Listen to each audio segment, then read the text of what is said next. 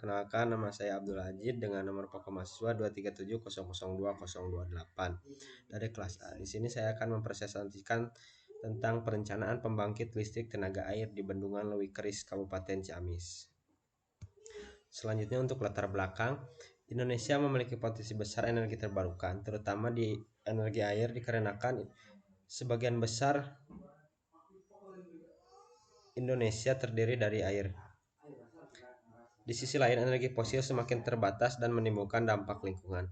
Bendungan Leuwi Keris memiliki kondisi debit dan tabungan air yang berpotensi dimanfaatkan sebagai sumber PLTA. Selain itu, kebutuhan listrik di wilayah Tasikmalaya dan Ciamis terus meningkat sehingga dibutuhkan sumber energi yang ramah lingkungan dan berkelanjutan. Selanjutnya untuk bagian rumusan masalah, yang pertama itu bagaimana cara mengukur kapasitas penampungan air dan potensi PLTA di Bendungan Leuwi Keris. Selanjutnya, apa saja pemanfaatan Bendungan Leuwi Keris selain untuk PLTA. Ketiga, apa dampak pembangunan bendungan terhadap lingkungan dan masyarakat sekitar. Untuk tujuan penelitian yaitu mengetahui kapasitas tampungan air dan potensi listrik bendungan. Kedua, mengetahui pemanfaatan bendungan selain pembangunan PLTA. Ketiga, mengetahui dampak pembangunan bendungan terhadap lingkungan dan masyarakat.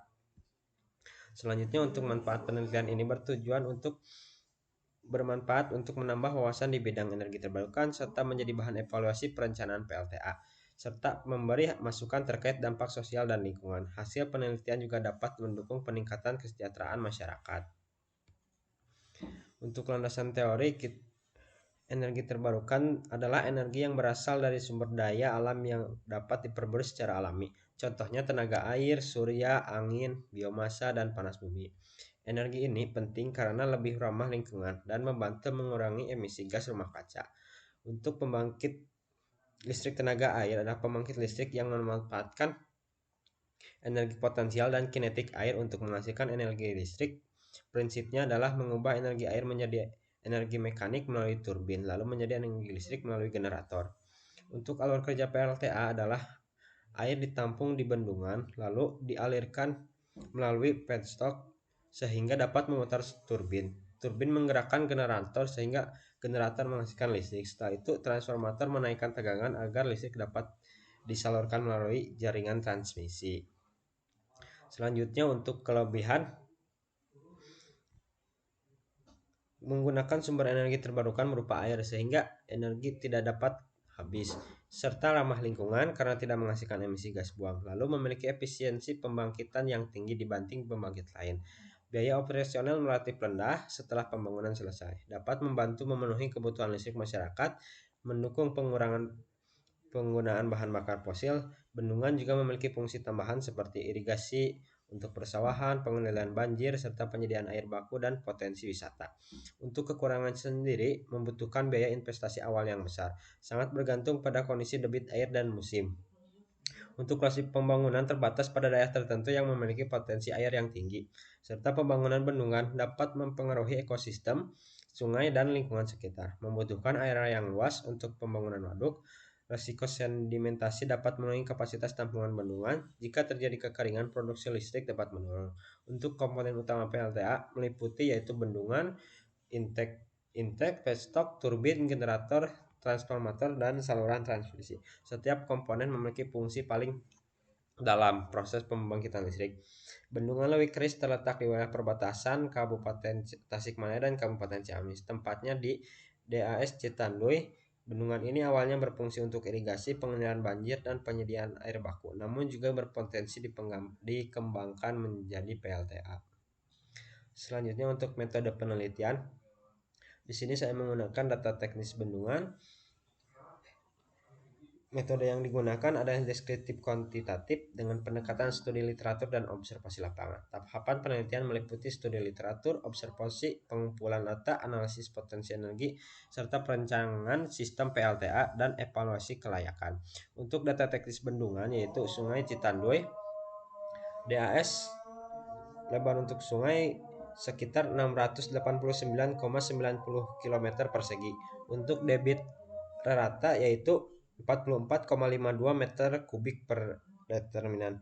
Untuk koordinat sendiri terletak di 7 derajat 21,40 lintang selatan dan 108 derajat, 23 bujur timur.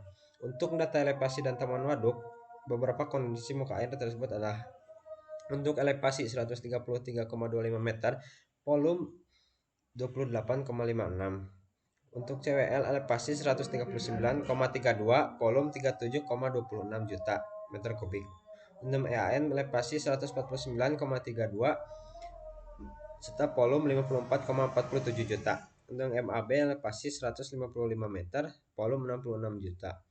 Untuk data bangunan utama, Bandungan Lewakes memiliki tipe zonal urugan batu dan random dengan inti tegak. Tinggi bendungan dari pondasi mencapai 86,20 meter, panjang puncak 409,09 meter, dan lebar puncak 14,50 meter. Pada bagian pengambilan digunakan waterway lingkaran dengan diameter 6,25 m dan panjang 564 meter. Selanjutnya untuk flowchart sendiri, kita dimulai dari pendahuluan lalu ke rumusan masalah serta pengumpulan data. Yang pertama ada studi literatur dengan mengumpulkan jurnal-jurnal yang telah ada. Selanjutnya ada observasi lapangan. Sekiranya data sudah cukup, dilanjutkan untuk pengolahan data. Selanjutnya mendapatkan hasil dan kesimpulan. Selesai. Untuk hasil perhitungan potensi daya, hasil analisis menunjukkan tinggi jatuh air kotor terdapat di 21,86 meter, untuk debit rata 44,52 meter kubik per determinan, untuk efisiensi total sistem 77,5%, untuk potensi daya PLTA terdapat di 7,4 megawatt. Hasil ini menunjukkan bahwa Bendungan Lewekres layak dikembangkan sebagai sumber energi listrik untuk membantu wilayah Ciamis dan Tasik. Untuk estimasi energi tahunan, jika PLTA beroperasi pada daya penuh 7,4 megawatt selama 1 tahun, maka energi teoritis maksimum yang dihasilkan cukup besar. Namun pada kondisi nyata, jumlah energi akan dipengaruhi oleh debit air, pola operasi waduk, dan efisiensi pembangkit, serta musim dapat mempengaruhinya. Untuk hasil wawancara lapangan, hasil wawancara menunjukkan bahwa kondisi kelistrikan di sekitar bendungan cukup stabil, tetapi penerangan jalan umum masih minim. Masyarakat dan aparat setempat mendukung rencana pembangunan PLTA karena nilai dapat membantu kebutuhan listrik, fasilitas umum, dan meningkatkan manfaat daerah. Untuk kesimpulan, Bendungan Lewekres memiliki potensi besar untuk dikembangkan menjadi PLTA dengan head sekitar 21,86 meter dan debit rata 44,52 meter kubik per determinan. Bendungan ini berpotensi menghasilkan daya sekitar 7,4 megawatt. Selain untuk listrik, bendungan juga bermanfaat untuk irigasi, pengendalian banjir, dan penyediaan air baku. Untuk saran sendiri, perlu dilakukan studi lanjutan terkait hidrologi, pemilihan turbin, efisiensi sistem, dan kajian AMDAL. Selain itu, masyarakat setempat perlu dilibatkan agar pembangunan PLTA berjalan optimal dan memberikan manfaat jangka panjang. Mungkin sekian dari saya. Wassalamualaikum warahmatullahi wabarakatuh.